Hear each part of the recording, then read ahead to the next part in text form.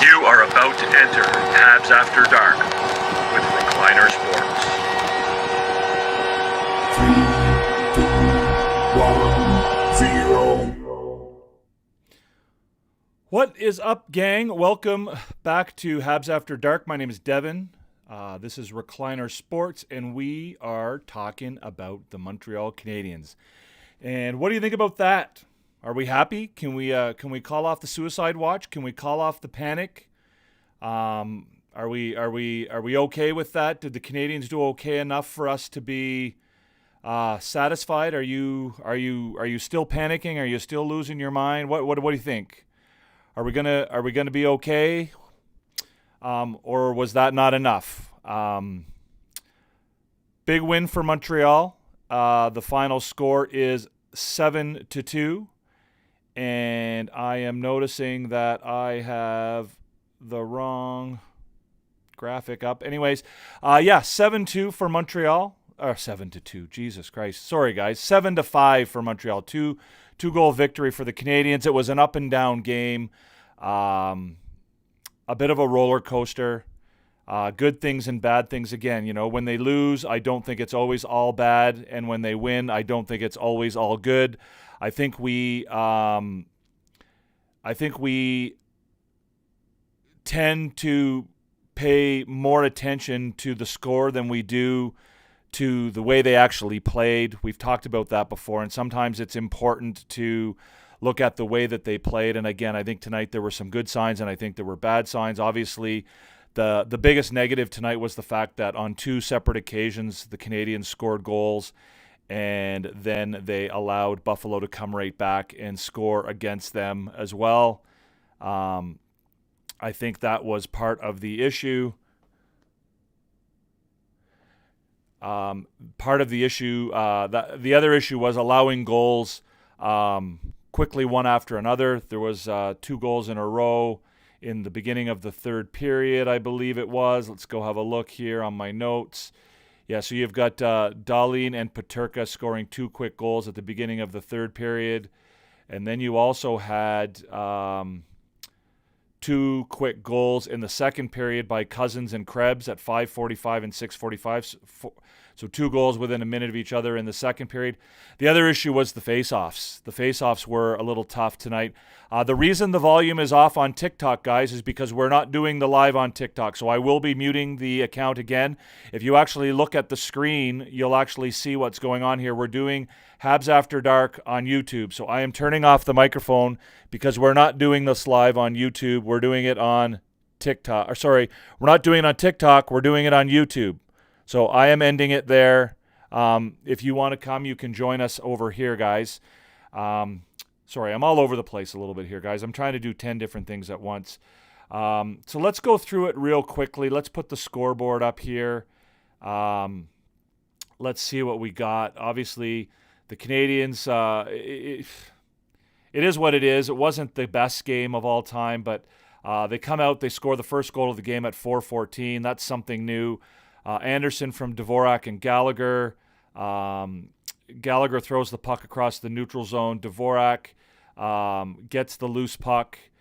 He then sends Anderson in all alone on a bit of a defensive breakdown by Buffalo, and Anderson makes no mistake, and he scores a goal. Next, again, we talked about the fact that one of the big issues for Montreal tonight was the fact that they would give back a goal. As soon as they score a goal, they would give back another one almost immediately right after. And that happened in the first period. About 30 seconds after the Anderson goal, Tage Thompson scores. Matheson gets caught pinching. Quick pass from Tuck to Thompson at the blue line. Thompson looks up and sees that he's got Cole Caulfield to beat, which is not necessarily a difficult thing for him to do. Just a second, guys.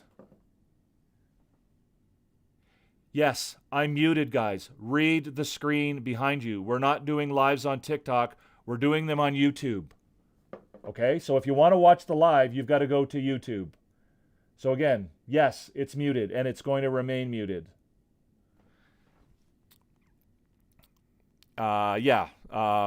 Tuck takes Caulfield wide, cuts in front of the net, and puts it by Caden Primo. Second period, Canadians come out. Caulfield scores his first goal of the game on the power play. Nick Suzuki skates down low, passes to Lane Hudson at the point. Lane Hudson with a really nice shot/pass. And Cole Caulfield is able to deflect it into the empty net or the open net at the side of the net. Dylan Cousins then comes right back again. The Canadians score a goal, and they allow another one right away. Within 20 seconds, Dylan Cousins from Darlene and Tuck. Tuck feeds the point. Darlene with a point shot deflected by Cousins in the high slot. In this particular situation, the Canadians even made it worse because they allowed another goal less than a minute later by Peyton Krebs from Byram and Power. Nice little pass from Byram at the blue line. Krebs goes in on a 2-on-1, and he beats Caden Primo. The Canadians, to their credit, and this was a little bit of the pride that they showed in this game, and this is one of the good signs that we can take out of this game. We have Nick Suzuki comes right back at the very end of the second period with 45 seconds left in the period. A three-way passing play between he, Kirby Dach, and Juraj Slavkovsky. The puck ends up on Dach's stick. He passes to Slavkovsky, who passes to Suzuki, who beats Ukko-Pekka Luukkonen short side off the post and in. Again, not the prettiest 3-on-2 of all time. The passes, both passes looked quite labored, and it didn't look like the play was actually going to get done. But it actually did, and Suzuki actually finished. And then to make things even better, 20 seconds later, Suzuki scores again from Slavkovsky and Dach again. Dach is in his own zone. He flips the puck in the air. Slavkovsky with a really impressive battle along the boards. He wins that battle against Owen Power. He gets the puck sort of behind the goal line, feeds Suzuki in front of the net, and Suzuki scores to give the Canadians the lead. In the third period, again, you're going into that third period, you're feeling pretty good. The Canadians scored 2 quick goals. They look like they're rolling. You're hoping that for the first time they'll use that momentum to their benefit, and that they'll start moving things forward a little bit. But of course, nothing ever works really that easily. I'm petty for muting things on TikTok. Well, I don't have to be on TikTok at all, man.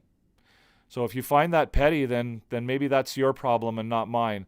I'm putting it up on TikTok with the sole purpose of indicating to people that they can come over here and check it out if they want. I don't have to do that.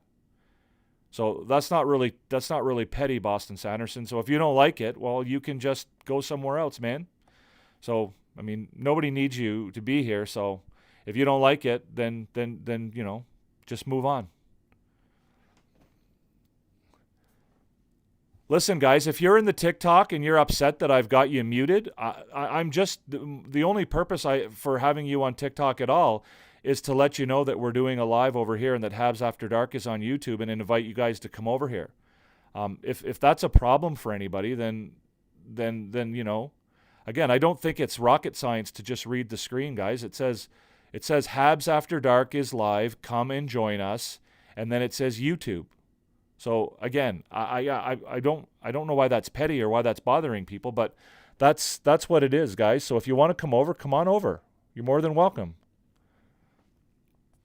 So going into the third period, again, you're feeling pretty good about yourself, and then right away, Rasmus Dahlin from Cousins on the power play. 2 minutes into the period, there's traffic in front of Caden Primo right off the face-off. Rasmus Dahlin with the slap shot. He beats Primo. Primo did not have a good game tonight. He did not look that great. He didn't look good at all, to be quite honest with you. And then right away, about a minute and a half later, J.J. Peterka from Owen Power.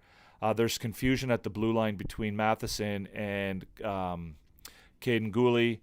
Peterka takes advantage of it. He goes and skates into the empty area, goes in, and he takes a shot and fires it past Caden Primo. Another one that Primo probably should have stopped, and he gets pulled after that goal.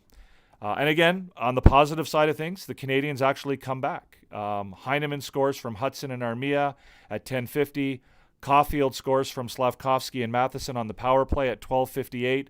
And then Christian Dvorak scores from Anderson and Suzuki in an empty net with about 50 seconds left in the game. So again, to their credit, the Canadiens didn't give up, they didn't quit, and they played well right until the end, and they pulled off a victory.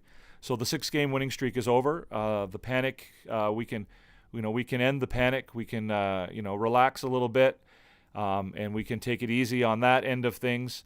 Again, the positive I think here is the fact that the Canadiens kept coming back, and at the end of the day, they're the ones who finished it off and got the victory. The negative, of course, is that they didn't really, they shut down on occasions, especially after scoring goals. I think there are 2 different occasions where they allowed Buffalo to score right after the Canadiens scored, and unfortunately, that was not an ideal situation. The goaltending was absolutely terrible on both sides tonight. Both goalies got pulled. Not surprising. The shots were 23-18, and the score was 7-5. So, I don't know. Somebody can do the math on that and tell me what kind of save percentages that was for both teams, but that's not an ideal situation. The Canadiens, for high danger scoring chances, 8-2, so they were dominant in that sense. Far greater high danger scoring chances than Buffalo tonight. And as far as expected goals, it was 3.1 to 1.6. So again, the Canadiens had double the expected goals tonight. So in that sense, I think they played really, really well, and I thought they had a good game. And it's a situation where, they need to learn to use that momentum. Once they get some momentum, they need to learn to use it and to carry it over into the rest of the game. So let's have a little chat and a little look here at our A team tonight or this afternoon. The A team, of course, is the Habs After Dark version of the 3 stars of the game. There are a lot of guys to choose from tonight. Obviously, the Slavkovsky, Suzuki, and Dach line looked really, really good today. Unfortunately, Kirby Dach doesn't make it on the list, but Slavkovsky does, as does Suzuki, and then of course Cole Caulfield with the 2-goal game. I had to include him on there. Let's have a look here. What do we have here? So Caulfield with 2 goals and no assists. Suzuki with 2 goals and 2 assists for 4 points. Slavkovsky with 3 assists. All 3 of those guys I think deserve to be there. Kirby Dach, of course, had 0 goals and 2 assists, so he could have been there as well. And, of course, Lane Hutson just continues to be the best player on the ice in just about every game he plays in. He's always involved. He's always part of the game. He's always, in the middle of it all. Tonight he looked really, really good offensively and defensively, and I thought he had another spectacular game. Again, I feel sometimes like I'm repeating myself by saying that and continually putting him on the A team. But again, so what did he have tonight? I think he played 24 minutes, 0 goals, 2 assists, plus 1. He played 23 minutes and 44 seconds tonight. So I thought he was the best defenseman. I thought Caden Gooley had a decent game tonight. Mike Matheson was not good tonight. And I'm not a Mike Matheson hater. I'm not a guy who talks negatively about Mike Matheson on the regular. I don't think he had a very good game tonight. I thought it was one of the worst games I've seen him play as a Montreal Canadien. A number of situations where he created scoring chances against with turnovers and mistakes. I also haven't been a person who has been on the bandwagon of dying to get him off of the first line power play and get Hudson on there, but I would say that today would have been the opportunity for Montreal to do that. If you noticed, St. Louis put Hudson out on the first power play when they went on a 5-on-3. I believe it was in the first period. He remained on the ice when the 5-on-3 was over, and then it turned into a 5-on-4, and he set up the goal. He set up the Cole Caulfield goal with a beautiful shot/pass down low to Caulfield, who just had to direct the puck into the net. So after that, for whatever reason, they continued to go back to Matheson. And again, I'm not a guy who's been banging the drum for Matheson to be replaced by Hudson on that first power play, but I certainly think that that could have occurred tonight. Matheson just was not any good. Caden Primo, I think, struggled tonight as well, and I think he was he's going to find himself on the outs very, very quickly if he continues to do that, right? As a backup goalie, you get limited opportunities to play. And the idea when you do play is that you're giving the number one goalie a rest. So on a day where the Canadiens are playing an afternoon game, and ideally you're going to give Sam Montembeault a day off, you need to be able to accomplish that. You need to be able to do that for your team. You need to be able to do that for your teammate. And tonight, Caden Primo did not look good. 5 goals on 18 shots is just not going to cut it. And again, I'm not Tony Marinaro. I'm not going to throw my microphone down on the desk, and I'm not going to say that I'm finished with Caden Primo and whatever, but he's moving closer and closer to being put on waivers, I think, and, with the purpose of sending him down to Laval and then potentially maybe bringing up Dobesh to see if Dobesh can do a better job of backing him or backing Montembeault up. I think that's moving there. And again, I'm not somebody who said that. This is the first time I've said that. I haven't been banging that drum all year like a lot of people have, and I don't say that without thinking about it and without giving it a lot of consideration. But that's sort of where we are, I think, with Caden Primo. And if somebody picks him up at this point, I mean, maybe so be it. I don't know that they're quite there yet, but I think he's inching his way into that situation, which is unfortunate for him. Because, I think he's 26 now, and he's getting to the point now where, obviously goalies take longer to develop, but he's getting to the point now where, I think that leash is getting shorter and shorter, and his opportunities are getting fewer and fewer.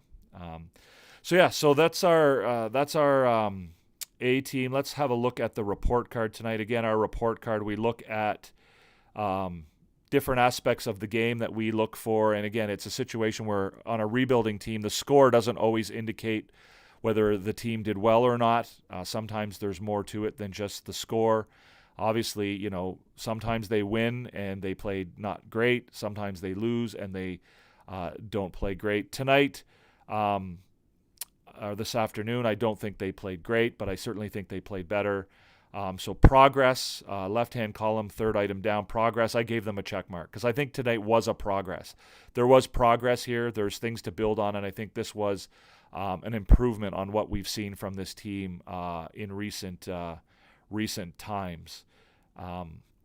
3 or few goals against or 3 or few goals for. 240 seems to be a bit of a magic number when it comes to the NHL. If you're allowing fewer than 3 goals a game or you're scoring more than 3 goals per game, chances are you have a decent chance to make the playoffs. And if you are doing both of those things, you have a really good chance of making the playoffs. So tonight, obviously, they weren't able to keep Buffalo to less than 3 goals, but certainly they exploded a little bit on offense by scoring 7 goals. So they get a check mark for one and an X for the other. The special teams tonight were good. What do we have here? We have 2 for 6 on the power play, and they were 3 for 4 killing penalties. So I will give them a check mark for special teams. Engagement, effort, and energy. I thought they brought energy today. I thought they brought the game. Obviously, it was a little bit of a low. Despite the score, it was a little bit of a, there weren't a ton of scoring chances. There weren't a ton of expected goals, but I thought they brought energy. I thought they looked good. There were spurts where they looked really good, and then they kind of died off. So consistency in that sense, I think will go a long way, and hopefully they can work towards that. Again, I said, I did view this game as being, progress on where they're going. I think that this is a positive. I think they've moved forward. This wasn't a step backwards. Pride's a big thing here, right? I think they showed pride. They could have easily quit, twice allowing goals right after they scored goals. They could have quit. They could have given up. They could have, folded their tent and said, well, we can't do this. They didn't. They fought until the very end. The discipline again, the refereeing was horrendous again. Refereeing in the NHL is absolutely broken. There were 2 phantom high sticks in this game. But again, I think the Canadiens kept their cool and showed some discipline. There were a few instances where, Juraj Slafkovsky in front of the net with who's the young guy? Benson. Benson puts him in a headlock, hits him in the head while he's down on the ground, puts him in a headlock, rips his helmet off, and Slavkovsky comes off, and he wrestles back. But, he keeps his cool and doesn't really turn it into anything more than that. But, does he get rewarded for showing a little bit of discipline and a little bit of restraint? Of course not. The referees send him anyway. So the other X's for 60 minutes, I don't think they played a full 60 minutes. And again, this is, in part, them sort of falling asleep after they score goals and then allowing goals to be scored against them right away. I think they could be a little bit, again, that consistent effort and not letting down, right? And this is part of being a young team, right? Let down is something that young teams do, and it's something that they need to start working their way away from. So that's the game, guys. That's what we have. Let's have a look at the scoreboard again. It's a 7-2. So I keep trying to say 7-2. It's not a 7-2. I wish it was a 7-2 final, but it was a 7-5 final. Canadians over Buffalo. They do take it away in the third period. It was 6-5. They score an empty netter to make it 7-5. And, so that's a big win. Let's have a chat about it, guys. I see there's a few people in the comments. Who do we have in the comments here now? We got a few people here. I'm going to just turn on the TikTok here for a second. If you're in TikTok, guys, if you're over there in the TikTok live, then I invite you guys to come over to YouTube like it says on the screen. We're doing Habs After Dark on YouTube. If you want to join and be full participants in this and play a role and be part of the questions, then come on over. What do we have here? We have Jeevan. Hello, Jeevan. How are you? You were here. It appears you're gone now. Frank is still going to freak out. I wouldn't expect Frank to do anything otherwise. No way. Not yet. We need defense and goalie, but the rest of the team played very well. So Frank doesn't like to be a positive guy, so he's going to still be upset. What's up, Hunter? Boston Sanderson thinks I'm very petty for muting the TikTok. Boston Sanderson can kiss my ass. Again, I can only do so much for so many people, guys. I can't do everything for everybody. I apologize if Boston Sanderson is upset. Should the Habs make a coaching change? No, they shouldn't. And if you think that they should, I don't think that you really understand what's going on with the Canadiens, and I don't think you really understand what's going on generally with hockey. Neither Hab goalie is great. I disagree with that. I think that Sam Montembeault is a fine goalie. I should say, if you're saying, you're right, neither Hab goalie is great. If you're saying that neither Habs goalie is good, then I disagree with you. I don't think either one of them is great, but I think Sam Montembeault is a very serviceable goaltender in the league, and I think he'll just be absolutely fine. Primo needs to be better. Primo needs to be better, and it's as simple as that. I took my dad to the game for his birthday. Oh, very nice, Tristan. How was it? I hope you enjoyed yourself. Was it fun? Certainly got to see lots of goals. Primo never looked good so far this year. That's why I said we need some good goalies. Goalies will win some. You need to buy yourself a period or a comma there, Frank. Let's try that again. Primo never looked good so far this year. That's why I said we need some good goalies. Goalies will win some of you games and keep it low score. Same with some defense. Cousin played for Montreal, then he ? I'm sorry, Frank. I can't make anything out of that. I disagree with you that Primo's never looked good. I think you're wrong on that. I've told you that before. I know that you're wrong on that because Primo played very good last year. He's had a couple good games. He struggled this year. I'll give you that. He played well at the end of last year after the trade deadline. After Jake Allen was traded, Caden Primo played quite well. So again, I think you're wrong on that. But as far as the rest of that goes, I can't make heads or tails out of it, Frank. If French is your first language, you can feel free to post in French. Si vous parlez en français, moi aussi je parle français, alors tu peux poser les questions en français si c'est plus facile pour vous. On peut répondre en français, on peut répondre en anglais, mais je comprends pas la question de Frank. Je m'excuse. Reading chat would make your channel beg a lot more viewers, Well, the way we do things here, Tristan, this may be your first time. What we do typically is we spend the first 15, 20 minutes of the show reviewing the game and talking about the game, and then we go into the questions and answer the questions. So again, this is I think our 13th episode of the season. So maybe you haven't been here before, so you're not really familiar with the way that things operate. But those who have been here before know that that's how it goes. And like I said, now we spend usually the next half hour or so responding to questions. So if you have questions, feel free to fire them our way. Again, I don't think you've asked a question here yet, Tristan, so I'm not sure what exactly it is that you're complaining about. And I'm only able to answer one question at a time, guys, so I apologize for that. I don't have the ability to respond to more than question at a time. If you're over in TikTok, guys, come on and check it out. We're not doing any more TikTok lives, but I am, offering the courtesy to the people who used to watch my lives on TikTok by inviting them over here. So you can definitely do that. All you got to do is come over to YouTube, look for the Recliner Sports channel, come on over, subscribe, hit the bell, all that good stuff, and come on over. Yeah. So again, we're not having a lot of people here in the chat in YouTube anymore. Maybe we'll wait for some more people to come by. We can talk about the game. I thought that Mike Matheson really struggled tonight. I think that he does have stinker games like that every once in a while, and I think it comes out of the fact that he plays so many minutes when he does play that eventually a game will come along where he's just not able to answer the bell, and he kind of struggles a little bit with it. Tonight, I think, was one of those games. Unfortunately, he had a number of issues, particularly in the second period. What do I have here in my notes?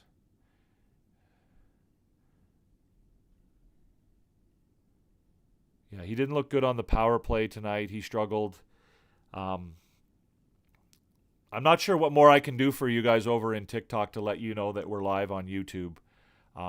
Again, it's in great big letters for you guys to read, so I'm sorry that's too hard to comprehend, but there's not much I can do about it. Yeah, on the power play, on the Dahlin penalty, the Matheson didn't look great. I think he just struggled for the better part of the game, unfortunately. Didn't look good to me. Yeah. What's going on, guys? Is there going to be anybody in here? Nobody's in the comment section. We're not getting any comments right now, so if that's going to be the case, guys, we might have to end the live or end the show a little bit early tonight. Which would be unfortunate because we don't get a lot of afternoon games, and this would be a good opportunity to have a good chat. There's lots of time here. It's not late night. We're not worried about getting to bed and going to work the next day. But I don't know. Our regulars aren't here. We're not getting anybody from over on YouTube. If you're over on the TikTok live, guys, I see there's 6 of you over there. If you want to join the live and you have any questions, you can come on over to YouTube and check us out over here. Habs After Dark. We go live every game, every time the Canadiens play, we go live after the game. And, right now we're answering questions. So if you have any questions or comments or want to talk about the game, then come on over and check it out.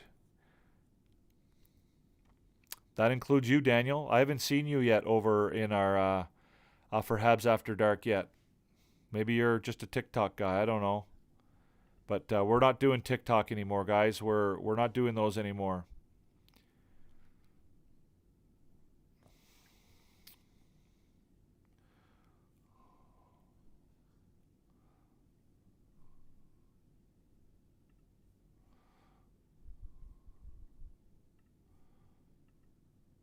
So let's talk about some of the advanced stats here, guys, tonight. I don't know if you guys are involved with the advanced stats, but that's a good way to check out whether or not you feel like your team did well or not. So tonight, according to Natural Stat Trick, or this afternoon, I should say, according to Natural Stat Trick, the Canadiens were pretty dominant as far as some of the advanced stats are concerned.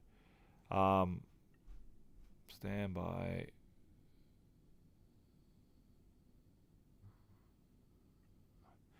High danger scoring chances, 8 for Montreal, just 2 for Buffalo. Expected goals, the Canadiens had 3.09, and the Sabres had just 1.58. So in that sense, I thought the Canadiens looked pretty good tonight. As far as the individual stats are concerned,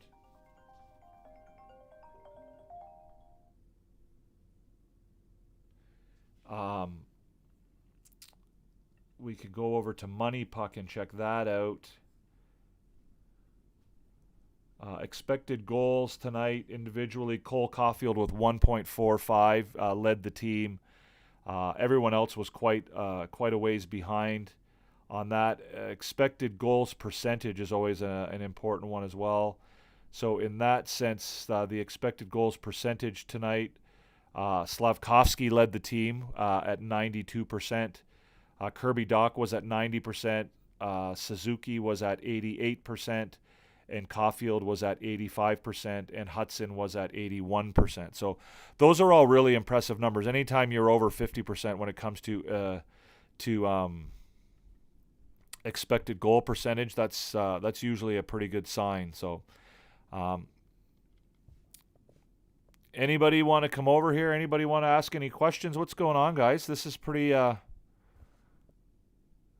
boring. Oh, there's Frank. Frank's back. I'm in this year, not last year, and I was asking you if Cousin played for Montreal before. Are you talking about Dylan Cousins? Dylan Cousins never played for the Montreal Canadiens, Frank. No, he did not. Sorry, I couldn't make out what you were saying. I don't know whether if French is your first language, Frank, if you prefer to ask me questions in French, I'm happy to respond in French for you if you like. Si vous préférez parler en français, on est bilingue ici, alors on parle aussi en anglais et aussi en français.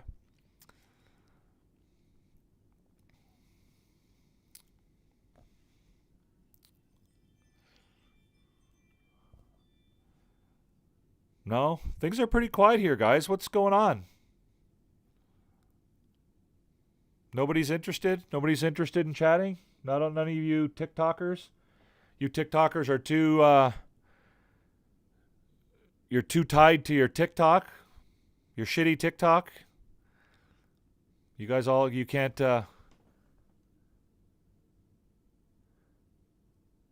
try anything new. You don't want to try anything new. You don't want to go somewhere else. There's Daniel. I didn't know if you knew how to get over here to TikTok, Daniel. What's going on?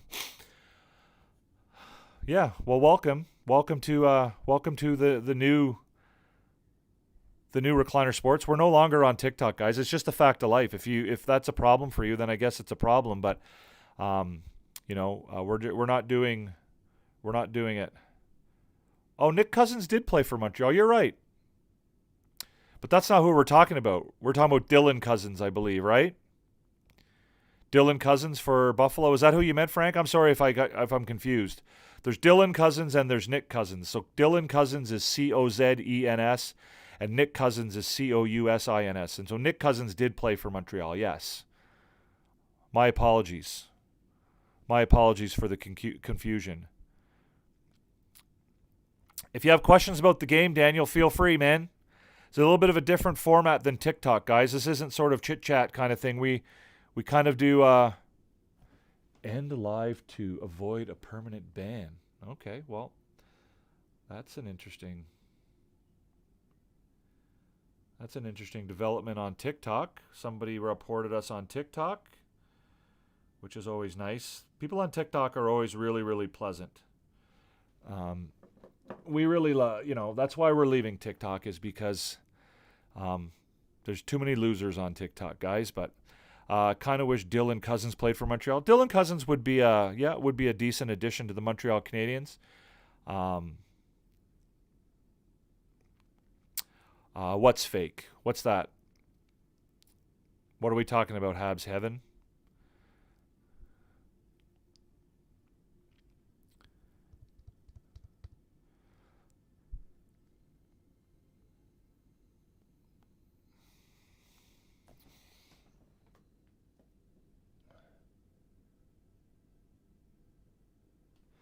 Any questions, guys? I'm not going to hang out here too much longer if you guys aren't really that interested in asking any questions, guys. Kind of wish Dylan Cousins was playing. Yeah, I mean, again, yeah, he'd be a good young guy on Montreal, but I mean, I don't think he's any better than some of the other guys we have. Pretty sure that warning is just someone. No, it's not actually. I don't think Habs 7. I don't think it was in this case. But it could be. It could be. But anyways, it is what it is. Pretty sure the warning is just someone. I posted some comment. Okay, I saw your comments, Frank. Didn't really watch the game. It didn't look like either goalie was good. Played good defensively. Yeah, the goalie struggled tonight. I mean, the shots were 23-18 and the score was 7-5. So it's Frank. You don't have to repeat your comments. You don't have to repeat yourself. I saw it and I responded to it. Repeating your comments over and over again doesn't really help, right? Repeating a comment doesn't, we're trying to have conversation here. So that's what we're trying to do, man.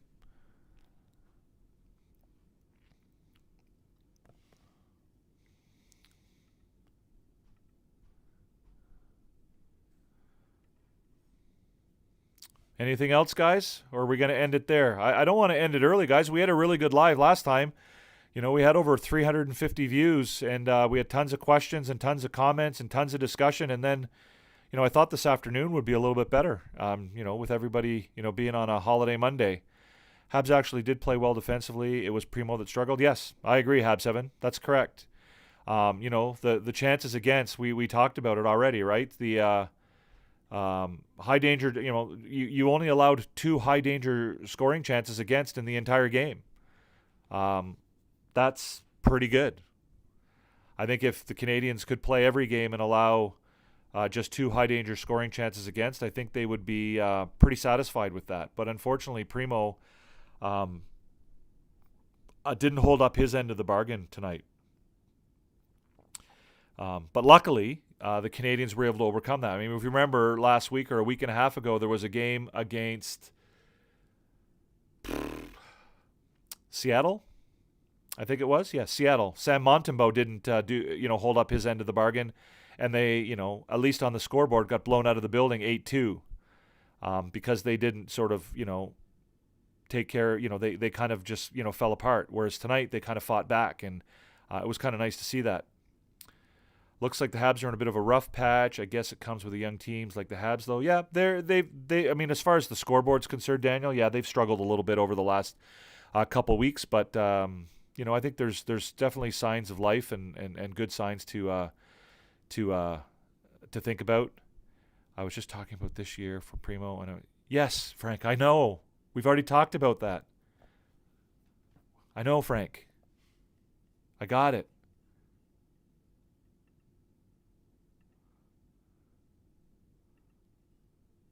Like, I don't like why do you feel compelled to repeat yourself and say the same things over and over again, Frank? I don't get it.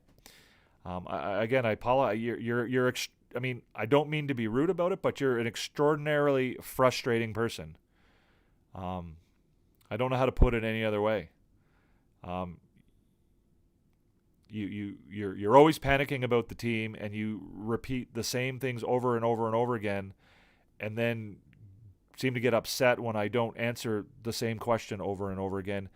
And then you ask questions that are like, 9 or 10 lines long without any punctuation whatsoever. I mean, I do appreciate you coming by, and I do love that you come here, but it's just, it's frustrating, man. I have to say. How is Hudson Bean? Seems like his D-zone play has been good, but he has been getting tough matchups. Well, he's getting a lot of matchups, Daniel. I mean, he's playing, 21 or 22. Hey, Rumbum, what's going on, man? Thanks for coming over. I appreciate it. But he has played well. He is improving. I think he's one of those guys who's, such a, smart guy that you see him improving game after game, and you see him make a mistake, and you can literally watch him fix that mistake, and he doesn't do it again. So, yeah, he's playing, 21, 22, 23 minutes a game, so he's matching up against everybody. There's no real effort to hide him or protect him or shield him, and he's just, he's playing well, defense and offense. You there are some nights where he struggles a little bit, and he is making mistakes, and you'd expect him to. But he's one of those kids, like I said, when he makes a mistake, you can watch him. Improve. Yes, Frank, there was a player named Cousin who played for Montreal. His name was actually Cousins. It was Nick Cousins. So the player who plays for Buffalo is Dylan Cousins. And we just spent about 5 minutes talking about that earlier. And frankly, I don't think it's really that big a deal that we should be spending any more time in it than that. Yeah, I agree, Rumbum. I think I don't know that they're not. They're definitely. I agree with you. They're not underperforming. What they're doing is they're struggling a little bit, right? So development isn't always linear. Development doesn't always sort of work in a straight line. Sometimes, you work on things and it comes really easily, and other times you work on things and it's a struggle. And this year they're working on some of the details. They're working on a lot of the mental side of the game. And they're working on, learning to win, right? And it's not about they're not learning, the physical aspect of the game. They're learning the mental aspect of the game, and it has been a bit of a struggle. And they haven't developed as quickly as they could be. And the fact that they're trying to learn new systems, I won't call it a setback, but it certainly has stunted the development a little bit. So it's not a matter of underperforming. It's just a matter of something is taking a little bit longer than the development was quite rapid on a lot of other areas, and now it's maybe not as much. So it is taking a little bit of time for some of that stuff to develop. And I think we saw glimpses of the positive side of that tonight or this afternoon, and I think we saw glimpses of the negative side of it. Yeah, you're right, Aiden. The empty netter was a little bit more stressful than it needed to be. But again, I think that was Anderson trying to let Suzuki get the hat trick, right? I think that was what was going on there. The other thing I want to talk about, too, on your comment, Rumbum, there were no expectations this year, right? And so many people misunderstand in the mix, which blows my mind because it's not a hard thing to figure out, right? In the mix was never a goal. Right? It was never an expectation. It was, the comment was always, if everything goes well and we stay healthy, and we play like we're capable of, we could be in the mix when it comes to the end of the season. It was never, our goal is to be in the mix or we expect to be in the mix. That was never said by anybody. It wasn't said by Jeff Molson. It wasn't said by Jeff Gorton. It wasn't said by Marty St. Louis. It wasn't said by Kent Hughes. It wasn't said by anybody. And so this is like this, the media has distorted that. And there's so many people in the media that just don't understand what's going on with this team, and they just continue to push that agenda for whatever reason, right? Is Line A back or is he just on the ice? He's just on the ice, Daniel. He started skating last week. They're saying that if everything goes well, again, people always like to hear what they want to hear. They don't hear the conditions, right? If everything goes well, they're saying he could be on the back playing by the end of November, right? That doesn't mean he will be back by the end of November, so everybody don't freak out if November 30th rolls around and he's not on the lineup. Don't freak out. You'll be okay. Do you think it's concerning that Mailloux said the Habs system is different from Laval's, even though they're supposed to be the same? I didn't hear him say that. I would have to look into that more, Aiden. I didn't hear him say that. If they are doing if the systems are vastly different from one another, then I think that would be something to be concerned about. If they're only, slightly different in the details, then I'm not that concerned about that. If they're using a more simplified version in Laval versus what they're using in Montreal, I don't know. I'd be surprised if the systems were substantially different between the two teams. Had to know this game was coming or was going to be high scoring. The early parlay hit was a good start that afternoon. There you go, Jordan. Can't beat a good parlay. People saying that Marty needs to go is very stupid. He's a young coach. Yeah, again. People who are saying that Marty St. Louis or even questioning the possibility of Marty St. Louis losing his job, they just don't understand, one, what a rebuild is in general terms or what's going on with this team. Those are people who don't really get it. Is Cole Caulfield leading the league in goals? I don't know. Why don't you look it up, Frank? Why don't you look it up, pal? Again, these are not conversations questions, Frank. These are questions you can just, like, literally 10 seconds. You can look that up. NHL.com, like, will tell you that in a heartbeat. I don't understand that, Frank. Like, presumably you have a phone, or you're watching this on something, some sort of computer device that, will allow you to look that up. I don't know if you maybe noticed, Frank, but I'm kind of doing a show here. Me looking up things is not as easy as it would be for you.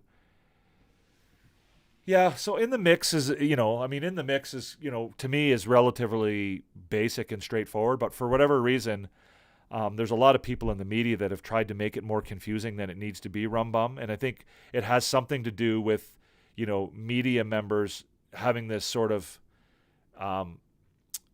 this reaction to being sold a narrative, I guess, if I can call it that. Like, they don't like to be sold a narrative. And the fact that, the term "in the mix" was used, as a messaging kind of thing, and it wasn't sort of just used randomly and it got used over and over again. All of a sudden, these reporters got their backs up in the air and started sort of freaking out about, oh, we're not going to be messaged by this team, and we're not going to be, so all of a sudden they started playing dumb and pretending that they didn't understand what "in the mix" means. And, Rick Stevenson, who does a podcast called Canadians, I can't think what it's called. It's not worth listening to anyway. But, he spent literally 20 minutes on one of his podcasts, what does "in the mix" really mean, and blah, blah, blah. And it's like, go listen to the interviews. Go listen to Jeff Molson. Go listen to Jeff Gorton. Go listen to, if you want to know what "in the mix" means, go listen to Kent Hughes. It's not a hard concept. They explain it very, but again, the media doesn't like to be messaged. They don't like to be, fed a narrative, and so they're going to get their, Arpin Basu and Marc-Antoine Gaudin, right? They giggle like a couple of little schoolgirls on their podcast whenever they talk about, "in the mix," or oh, ha ha ha, I'm in the mix, the Canadiens in the mix. Like what they're trying to tell you, that if everything goes well, they could possibly be in contention for a playoff spot. That's all it means. It's not a goal. It's not an expectation. It's just what it is. Do I think they should have debuted Tuck tonight against his brother's team over Kandata? I do not. I don't, Simon. I don't know what the purpose of that would be. Tuck is playing well in Laval. I think he's got a long way to go if he's going to be a member of this team in the long term, and I don't see any value in bringing him up to Montreal at this stage. I think he's got learning to do, and I think that learning is best done at the American League level right now. So I don't see the value in that. Kandata was with the team before. I don't. Kandata's also a centerman. Tuck is a winger. So there's all kinds of reasons why I don't think that would have made any sense. I think Mayu's words were that he had never seen that type of hybrid system either in Laval or London. Well, I don't think they didn't play that system last year in Laval, Aiden. They also didn't play that system last year in Montreal.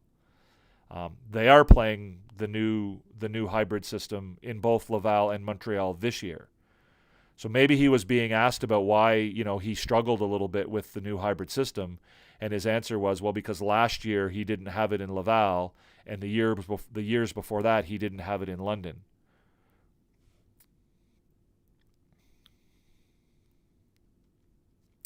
Like I said, I would want to see exactly what his comments are, but based on what you're telling me, it doesn't sound like Mayu is back in, that Mayu's back in Laval now. I suspect you know that.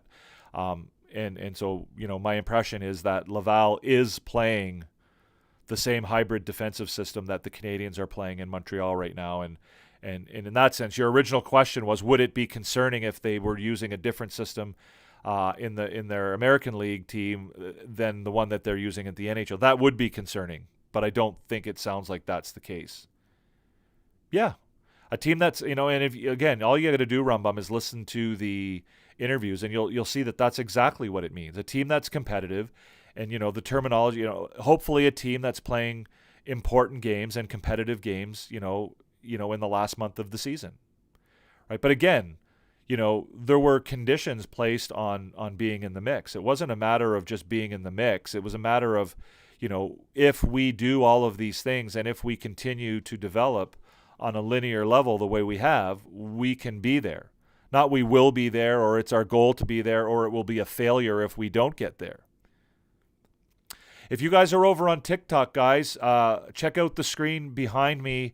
You'll see that we are live on YouTube, Habs After Dark. You can come over here and you can participate in the show. But we're not doing anything on TikTok anymore. I'm just doing you guys the courtesy to let you know where we're doing our stuff and inviting you to come over. So if you're over there, come on over here. Just sign on to YouTube. Look up Recliner Sports, hit the subscribe button, the notification bell, all that good stuff, and come on in and join the conversation. Right, precisely, Rumbum. Yeah, again, and I think that was intentional by the Canadiens, right? Not to put those types of goals and expectations on the team. And again, the other thing about in the mix too, that wasn't a players thing. That was a management thing, right? The players' goal is to make the playoffs. The players' goal is to win the Stanley Cup. Now, they're not going to do that. But, I mean, the players' goal is to go out and win games. Right? Like, the Canadiens aren't, you don't expect the players to go into the season with some sort of muted expectations. You want them to go in and expect to win every game. Now, not every team's going to be able to do that. But as players, you want to go on the ice every night with that expectation. Could the Habs trade for Zibanejad to be a top 6 center if Anderson heads to New York in the trade? I don't think that is a move that fits the rebuilding plan that the Montreal Canadiens are on right now, Simon. I don't think that bringing Zibanejad into town is if you, to be honest, there's going to have to be an awful lot going the other way. Along with Jake Anderson, with Josh Anderson, if they're going to get Zibanejad. So one, I don't think that Zibanejad as a older player fits with what Montreal's trying to do. And second of all, the prospects and draft picks that it would take to bring him over are not anything that I think that the team would be even remotely interested in giving up. I don't think Anderson's really going to go anywhere. I think a team might look at him as an interesting guy. If he continues to play the way he's played this year, there might be some teams that might see him as an interesting guy as a pickup for a playoff run, being a big physical guy who would fit in on the fourth line on just about any team in the league. A guy who can skate and maybe throw in a little bit of offense here and there. But yeah, I agree with you. His contract isn't ideal. Caulfield gets 40 this year. I think it could happen. I don't see – he's certainly on pace for it. What has he got, 12 now? So Anderson has negative value with his contract. He's going to go – I agree. There would have to be a lot coming, from Montreal in order for Zibanejad to be a part of anything like that, I would think. I wouldn't go as far as to say that Anderson has negative value, but he's close to that. I think he's played really well this year, if I'm being honest. I think he's had a really good season. All right, Frank, have a good one, man. How long do I think this rebuild will take? It'll take how long it takes, right? I don't think there's time frames for rebuilds.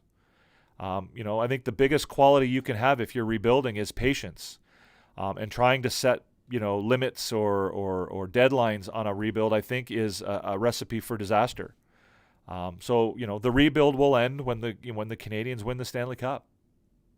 Now that might sound kind of crazy to some people, but that's what it is.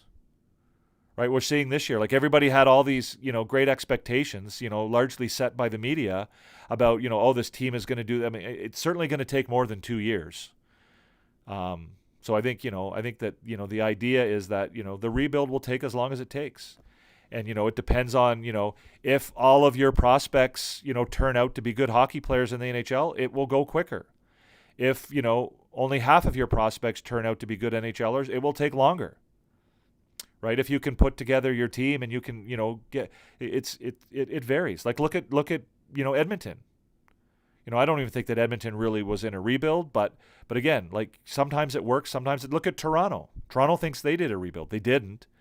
But again, like you have windows in a rebuild, right? And so I think the window for the Canadiens rebuild right now is Nick Suzuki's contract, right? So I think the goal or the window right now is to be successful and to take a run at the Stanley Cup inside of Nick Suzuki's contract. But if they don't, that doesn't mean the rebuild's over. It means they need to make a decision, when Nick Suzuki's contract expires, about whether or not, they want to keep him around or whether they want to move on from him and move on to the next, guy who might, bring them to the promised land. Or, Suzuki's got 6 years left. Slavkovsky and, those guys have 8 years left. So it's all about the contracts, right?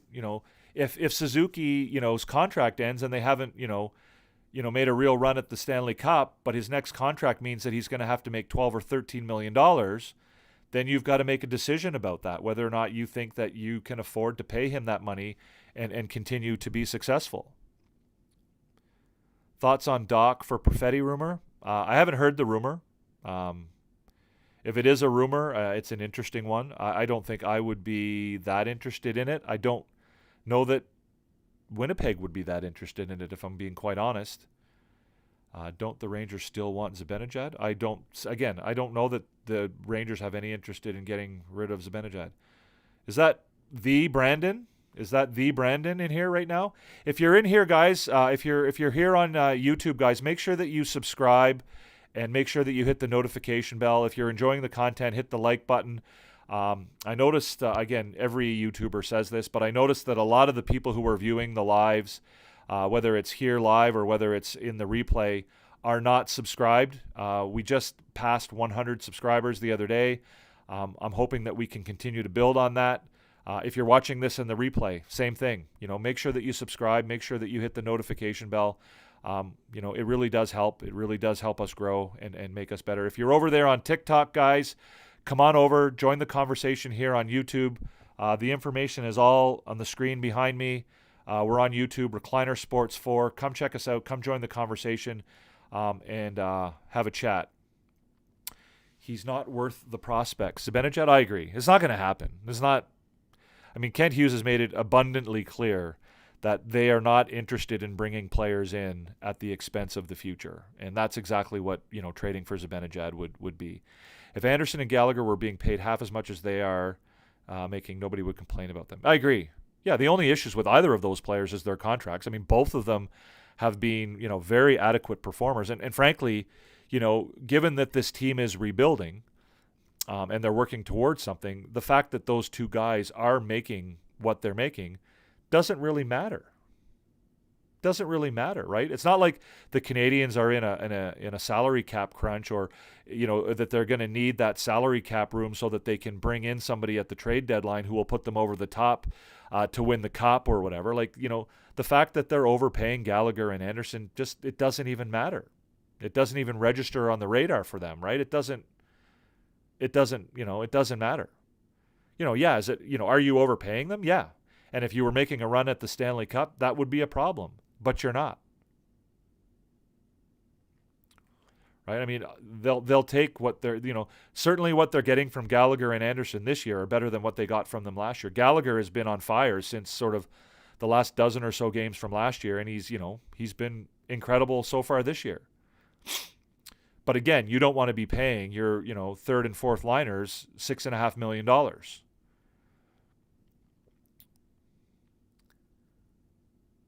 Smash the buttons, Dale? Yes. Everybody, if you're in here, guys, hit the like button if you're enjoying the content. If you like the conversation, make sure that you let us know. And be sure to subscribe, guys. I really do appreciate the subscribe. And if that's you, Brandon, I'm disappointed if you're not going to ask me any questions. If all you're going to do is just to go, Leafs, go.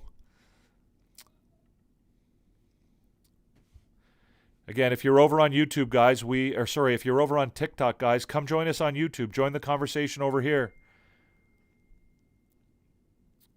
Come join us over here, guys. We're not live on TikTok anymore. We're moving all of our content off of TikTok. So come on over here and check us out over here.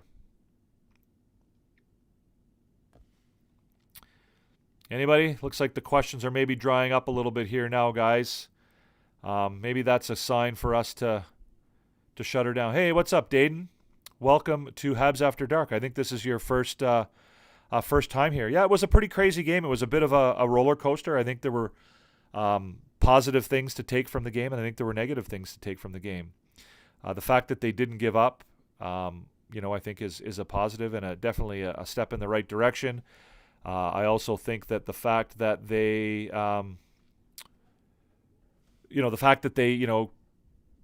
showed some pride.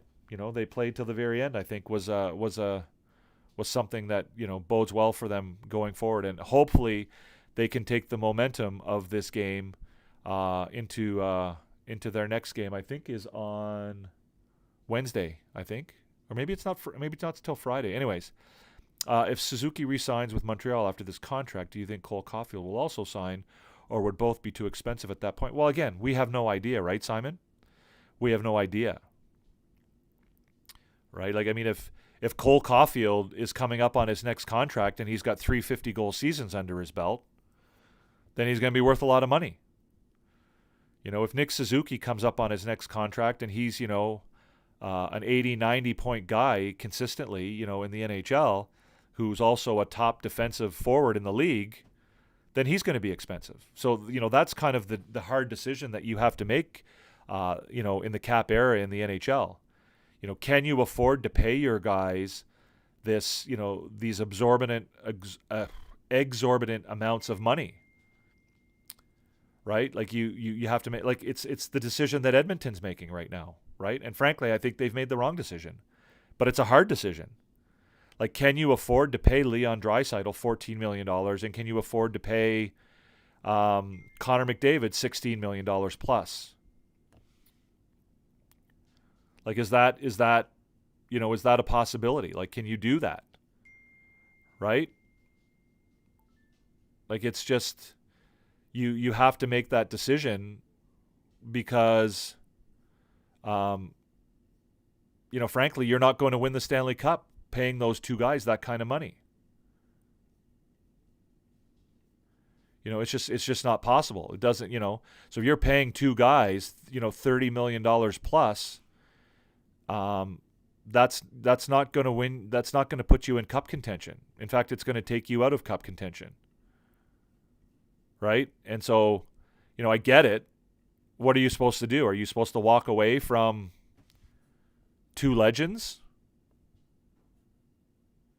It is what it is, right? Isn't the price contract the salary cap problem? Once it's gone, extensions to core are available. Well, the price contract is and isn't the problem. Again, it would be a bigger problem, I think, if they were looking to be in contention, Dale. But they do get LTIR relief because of Price's contract, right? So that's not killing them, it's not killing them as badly as it might have. But yeah, you're right. Once his contract's off the books, then yeah, it opens up the door for them to, take care. I mean, there are guys who are going to need to get paid here, right? Like Lane Hudson is going to have to get paid. Caden Gooley and Suzuki and Caulfield and Slavkovsky are under contract, but you're going to have to pay Lane Hudson. You're going to have to pay Logan Mailloux. You're going to have to pay, some of these guys. So yeah, that will definitely help when Price is you're going to have to pay Demidov. You're going to have to pay these guys if you want to keep. Owen Beck. These guys are going to have. These guys are going to be on ELCs for a while, but they're not going to be on their ELCs forever. There's only a 3-year window between Anderson and Gallagher's deals. Yeah, again, I don't. Yeah, I guess. Yeah, I see that, Simon. But again, I don't see Gallagher and Anderson being an impediment to them winning the cup. But I take your point. I take your point. That 3-year window is there as far as them being as competitive as they can be. But yeah, I get your point. Given how well he's playing, will the Canadiens regret burning a year of his contract last season? Are you talking about Lane Hudson? Is that who you're talking about? If you want to join the conversation and you're over in TikTok, guys, come on over to YouTube. We're not answering questions on TikTok. We're only doing it on YouTube. Habs After Dark. All of the information you need is on the screen behind me. Habs After Dark is live. Come and join us. And it's Recliner Sports 4 on YouTube. Come on over here. If you're talking about Lane Hutson, Simon, I don't think they regret burning a year of his ELC. I think that's part of the deal they made with him, right? I think that's part of the deal that they made with him. Like, come out of university now. We'll give you a couple games in the NHL. That'll burn 1 year of your contract. We think you're ready for the league.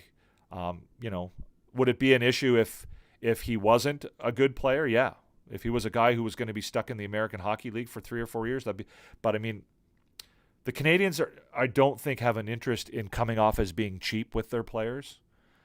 If you ever listen to Elliot Friedman, he talks about rebuilds, and he always talks about making your team a destination. So in order to rebuild, you need to make your team a destination. You need to make it a place where players want to come play. And certain teams in the league have the advantage of, tax implications or weather. Florida, obviously, it's a destination because players like to go there. You get the warm weather, you get the tax issue.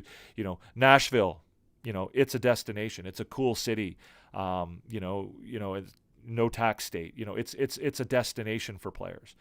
So for Montreal, Montreal, I think, has the advantage of being, one of the historical franchises in the league and one of the better places to play, but in a lot of other ways it's not a great place to play. And I think that part of making the Canadiens or Montreal a destination for NHL players is putting yourself out there as a good management team. Right? You're not a team that's dicking players around or trying to to be cheapskates and to try and you're willing to say to a guy like Lane Hutson, we'll give you a couple games in the NHL when you come out of Boston University, and we'll eat that year of your contract, right? And that's part of making yourself a destination. You're making it a place where players see the reputation and they want to come to your team. Do you think goaltending has been struggling so far? If so, what would you do to fix it? I do think that the goaltending has struggled to an extent, Lucy. I don't think there's any real issues with Sam Montembeault right now, but we talked earlier on the show about Caden Primo and how he's sort of, his leash is going to get shorter and shorter. I don't think that the sample size yet is enough to quit on the guy, but I think he's getting to the point now where the team is going to consider putting him on waivers for the purposes of sending him down to the minors and maybe giving Jacob Dobesh a chance to see if he can be the backup in Montreal. Obviously, the concern is that if he gets put on waivers, some other team will pick him up. But again, if he continues to fail and to struggle the way he has, then that's going to be a risk they're probably going to eventually be willing to take. So, salary cap wise, Hudson could ask for $10 million AAV. If that's the case, having him on the rookie deal an extra year could have happened another winter. Well, again, I think I've made my explanation as to why I think it was the right move. I don't disagree with your thinking, Simon. I think you're right. But again, right, making your if you haven't noticed, there's a trend in the NHL right now with U.S. college hockey players not being that interested in coming to play for Canadian teams. Right, that's something that's going on right now, and it's something that I think that a lot of NHL teams are aware of. So being a cheapskate and not doing that for Lane Hutson, not only does it help you with your negotiations and making Lane Hutson feel loyal and compelled to be a part of this team, it also sends a message to other guys who you might be looking at down the road, right? So American kids coming out of the NCAA, there's a trend right now with them, right? We saw it with, oh my God, what's his name in Winnipeg? I'm drawing a blank on his name right now, who got traded to the Penguins. I know there was a lot of discussion with Calgary this year going into the draft when they were looking at, Zeev Buium versus Zane Parekh versus, some of the other guys that were available. And the idea was that Parekh was the safer bet because he's a Canadian kid coming out of junior hockey, right? The Flyers had the same problem. Rutger McGorty, right? So again, I think that making your club, your organization, a destination, and making it an attractive place for players to play, goes a long way. So again, I don't agree. I don't disagree with you that might be the case with Hudson. I don't agree. $10 million, depending on what the cap looks like when Hudson comes off his ELC, is an awful lot of money. But that's, again, another thing that's part of the rebuild that a lot of people kind of forget, right? It's not, the rebuild doesn't just take place on the ice. It takes place in your management as well. So the Canadiens have done a pretty good job at this stage of setting a bit of an internal salary cap, right? So there's this idea that Nick Suzuki's the leader of this team, and he's the big dog. And, by setting his contract, the idea is that's sort of, the upper level of where guys should be looking to sign their next contracts. Right. And so, you saw Juraj Slavkovsky sign for slightly under that. You saw Caulfield, is slightly under that. So you're seeing all of these things, right? And that would be the idea, that you would do the same thing with Hudson.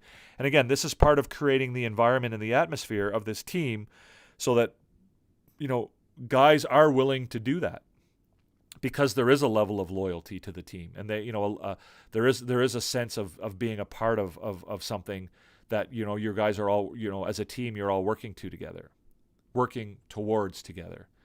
I hope the Habs continue the process and build through the draft, and they have a rough season, use it to build. Yeah, I agree, Sean. I agree with all of that. I mean, again, patience is the greatest, quality that you can have if you're in a rebuild. And, unfortunately, in a city like Montreal, your patience is going to be tested by fans that just don't understand the game of hockey and don't understand what's going on with your rebuilding plan, and who will call for, trades. They'll call for guys to be sent down to the minors. They'll call for coaches to be fired. But the reality is that, in light of all of that, you need to remain patient and stick to your plan. And I think I'm relatively confident that, Gorton and Hughes and Molson will be on board with that. But again, when you have, high-profile members of the media, particularly the French-speaking media, that are, calling for all this stuff and panicking and not showing patience, historically, that has been a factor in Montreal, right? Coaches have been fired in Montreal because of, the knee-jerk reactions of the media and the fans. And that is, to me, that is one of the greatest things about this rebuild, is that they're abandoning that. And hopefully that will become a thing of the past in Montreal, because frankly, our management has not been good for 2-3 decades. The Canadiens have not had good management, and they've bowed to the pressures of the fan base and the media more often than not. Right? A guy has, 8 or 10, 12 bad games, and all of a sudden, they're ready to ship him out of town. The team loses, a bunch of games, and you got to do something, so you fire the coach, right? This is the patience that we're seeing from management that I'm really, really excited about. Winnipeg isn't a destination. Well-managed, draft and develop. If you want out, manage great trades. And keep those. Yeah, but I mean, it could be more of a destination if you do certain things with your organization, right, Dale? Right? If, players will look at a number of different things when they decide where they want to play, right? They'll look at, things as frivolous as the weather. They'll look at, the financial situation, whether it's a tax state or a no tax state, but they'll also look at, who do I get to play with? They'll also look at, who's going to be my coach? Who's going to be my general manager? Right? What kind of facilities does the team have? Right? Do they take care of their players? Do they have a nice dressing room? Do they have a nice weight room? Do they have a nutrition center? Do they, what kind of amenities does the team have? Right? So yes, I agree with you. A team like Winnipeg is definitely battling, from a deficit as far as being a destination. But there are things that a city like Winnipeg can do to make themselves more of a destination. Right? It takes longer now to rebuild with so many teams, but it will come. Yeah. Patience. It's all about patience, right? Are they making the playoffs? The Canadiens or the Jets? Or is that yes? Is that maybe you're asking that as a question? For players will look at the team, right? Who am I playing with? Is this team going to make the playoffs? Am I going to get a chance to win the Stanley Cup with this team? So, a team might go to Winnipeg if they feel like there's a team that, I can bring something to that team that will, help them be a Stanley Cup contender. Right? So maybe they'll be prepared to disregard the fact that, it's colder than Jesus in the wintertime in Winnipeg, and that they play in a tiny little building, and that historically the fan base hasn't really shown up to support the team, and and that the coaching staff has never been they haven't really had steady management and coaching. So it is what it is. Should they trade Matheson this deadline for prospects and picks up to a bumper crop? I think it depends on what kind of offer they get, Simon. I don't think they'll be in a rush to trade Matheson. I think Matheson has a place on this team now and going into the future. However, if they get, a ridiculous offer for him, then, maybe they consider it. I got you, Dale. I figured that out. Yeah. All good, man. If you're over on TikTok, guys, come join us on YouTube. If you want to join the conversation, all you got to do is follow the instructions on the screen behind me. Come on over and join the conversation over here. We're not going to be on much longer. We've been on for a while. Things have picked up a little bit here. We got some more people in the chat. We got a decent crew in here now. So, yeah, if you're interested, come on over from TikTok and join us on YouTube, Habs After Dark. Yeah, so just getting back to Matheson, I like Matheson. I think he struggled tonight. I think he played one of his worst games I've seen him play as a Montreal Canadien. But again, I think there's a place for Mike Matheson to be the veteran leader on this team, going forward. If they do become, or when they do become a playoff and Stanley Cup contender, I can see Matheson being at the forefront of that. I do think that as the younger defensemen get better on this team, I think that his role will have to, I think it should and ought to diminish a little bit. I don't think he needs to be playing 24, 25 minutes a game. I don't think he needs to be out on every power play. I don't think he needs to be out on the penalty kill all the time. I think, gradually, I think you would see, hopefully, if all goes well, you would see guys like Gooley and Hudson start to, to take some of that load off of him. And then, even, Reinbacher eventually, hopefully. Well, it's pretty easy to figure out, Sean. It's money.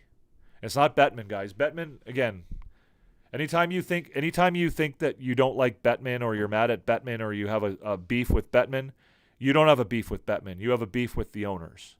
And the reason why the NHL still wants to put a team in Arizona is because the owners believe that will make them money, right? The expansion fee for an NHL team right now is probably around $2 billion. And frankly, I think that a team could succeed in Arizona. I think a team would do well in Phoenix. I think that the issue with the Coyotes had more to do with the ownership than it had to do with the location. And I think the NHL sees Arizona as a viable location for an expansion team with the proper ownership. And they're also more than happy to pocket, a $2 billion expansion fee, which is why I think Atlanta as well is being considered. I think that Atlanta, despite the fact that, on 2 occasions now they have failed, as an organization or as a destination for an NHL team, I think that Atlanta would be a good option. So anytime you think about expansion, guys, it's, yes, Quebec City would be a great spot for a team. Hamilton would be a great spot for a team. Everybody would enjoy that. That would be awesome.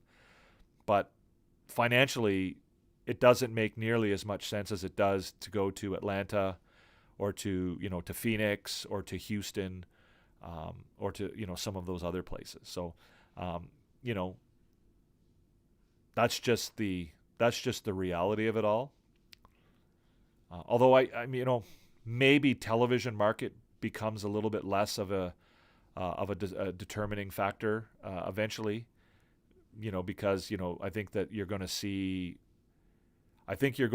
a lot of the television rights move to streaming services and away from sort of TV and cable networks, if that makes any sense.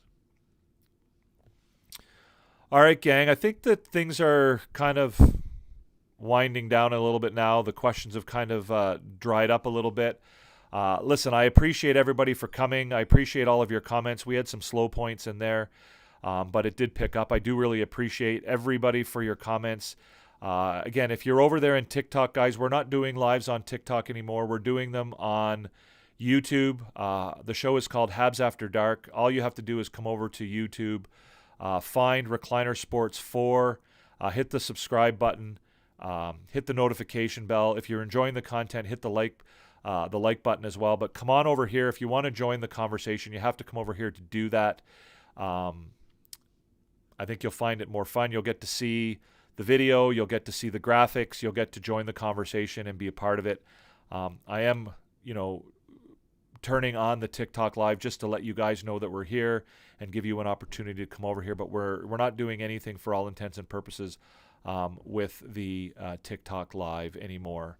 Appreciate it, Dale. I'm glad you made it. I think you're new here, and I think you were a great contributor tonight. So hopefully we will see you a little bit more in the future. If you are here live, guys, like I said, subscribe, hit the notification bell, hit the like button. Make sure you show up. We go live after every Montreal Canadiens game. The show is called Habs After Dark. It takes me about 15 minutes after the game to get myself organized before we go live, but after that, we do go live. We spend about 10 or 15 minutes talking about the game. I do a bit of a review, and then we turn things over to the comments, and then we address your questions and have a chat. Tonight was quite good, or this afternoon was quite good.